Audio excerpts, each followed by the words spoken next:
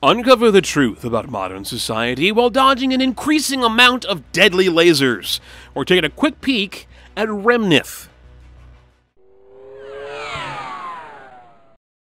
Remnith is a first-person shooter developed for both desktop and virtual reality.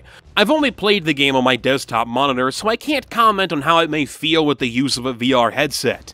Even if it was mainly designed for VR, which is rather obvious from how its main menu is laid out, the game still works well enough outside of virtual reality that I feel that I can still comment on it. Remnith is a difficult-to-pronounce name, and I think I'm saying it correctly, but I'm not entirely sure. It is the first title released by the 4-person development team with another name that I'm not sure if I'm going to pronounce correctly, called Shronish Games. While Shronish doesn't have any other titles under their belt before the release of Remnith, checking out each member's website shows that they all have at least some experience making smaller projects, be them for school, game jams, or just personal means. This lack of experience does unfortunately show through Remnith, but not necessarily in the way you would think.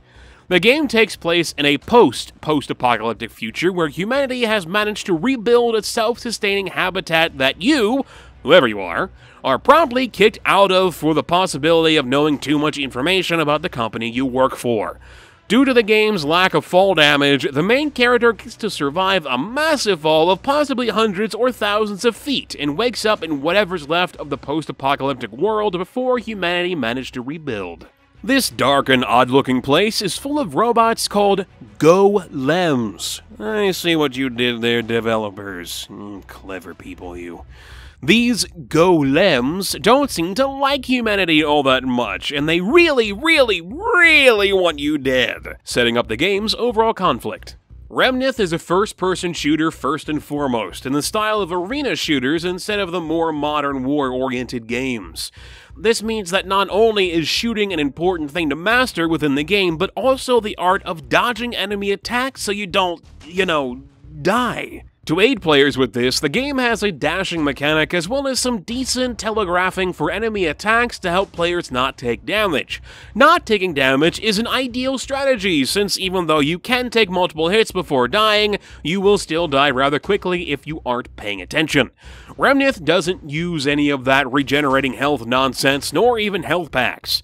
Instead, it has health stations littered throughout its levels, and once they're empty, they're empty. There's no way to get any more out of them, so it's best to just avoid taking as much damage as possible as a general rule of thumb. Dashing also pairs well with the game's floaty jumping and lack of fall damage. Similar to People Can Fly's FPS Painkiller, Remnith locks players off into arenas where they need to kill everything before they're allowed to leave. Many of these areas are designed with ramps and jumps and verticality, making jumping even more of a viable option. You can really get some sweet airtime out of this if done correctly. With this design, though, comes the always annoying insta-kill death pits. Thankfully, the game saves before entering an arena, so if you do end up dying, you'll just respawn near where you died. Level design is also rather open, with many parts having multiple paths to take with different arenas to conquer depending upon that path, which helps add a bit of replayability to the game. What harms replayability and doesn't make me want to keep playing the game all that long is its art design. Remnith doesn't do anything to differentiate one area from another. All the walls, floors, ceilings, and enemies all just look the same, with only slight variations as the game progresses.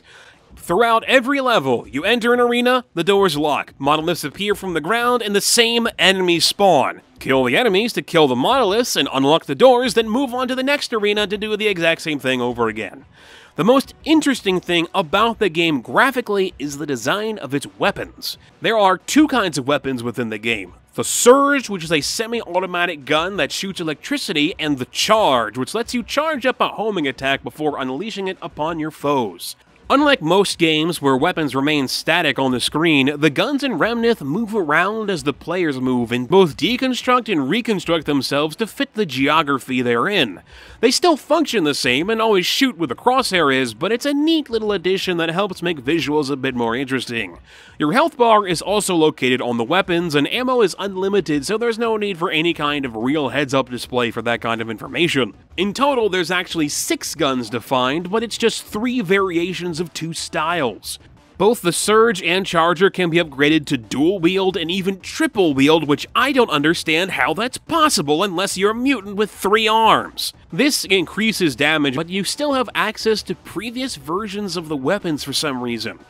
Why would I ever go back to the single-shot Surge when I can fire 2 at the same time instead? It doesn't make much sense, and it tends to clutter things up when trying to switch weapons. The only reason why I can think the devs have this is if players are having difficulty with their accuracy. Hitting the enemies you're aiming at as opposed to the environment is extremely important in Remnith.